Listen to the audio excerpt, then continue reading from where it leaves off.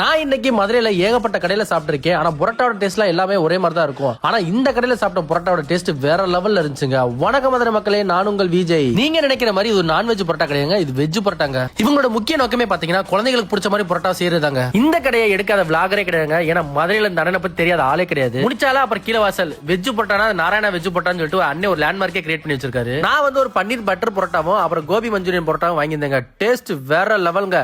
ஆனா அதோட கொடுக்கக்கூடிய கிரேவி இருக்கு பாத்தீங்களா, அது அடிச்சுக்கவே முடியாது. அப்புறம் இனிப்பு புரோட்டா இருக்குன்னு சொன்னாங்க. ஆனா நான் வாங்கி ட்ரை பண்ணல. நான் அந்த கிரேவியை 2-3 தடவை வாங்கி சாப்பிட்டேங்க. ஏன்னா சாப்பிடறதுக்கு ஒரு மட்டன் கிரேவியை சாப்பிட்ட மாதிரி ஃபீல் இருந்துச்சு. நான் அப்புறம் ஒரு நூல் புரோட்டா வாங்கினேங்க. அதோட பாத்தீங்கன்னா ஒரு உருளைக்கிழங்கு கிரேவி கொடுத்தாங்க. வேற லெவல்ங்க. அதனால இந்த கடை இவ்வளவு ஃபேமஸ் ஆயிருக்குன்னு நான் நினைக்கிறேன். இந்த கடையோட கஸ்டமர் பாத்தீங்கன்னா சின்ன குழந்தைங்க தான் நிறைய வராங்க. அதே மாதிரி உங்க வீட்ல குட்டீஸ் இருந்தாங்கன்னா நீங்க ஒரு வாட்டி வாங்கிட்டு போய் ட்ரை பண்ணுங்க. இந்த கடையில வந்து பார்சல் மட்டும் தாங்க. இந்த கடையோட எக்ஸாக்ட் லொகேஷன் எங்க இருக்கு பாத்தீங்கன்னா நம்ம முடிச்சால சௌராஷ்டிரா ஸ்கூலுக்கு ஆப்போசிட்ல தாங்க இருக்கு. நீங்க இந்த கடையில ட்ரை பண்ணிருந்தீங்கன்னா கமெண்ட் செக்ஷன்ல சொல்லுங்க. அப்படி இந்த வீடியோ பிடிச்சிருந்தா உங்க ஃப்ரெண்ட்ஸ் அண்ட் ஃபேமிலிக்கு ஷேர் பண்ணிட்டு மறக்காம ஃபாலோ பண்ணிக்கோங்க. தேங்க்யூ.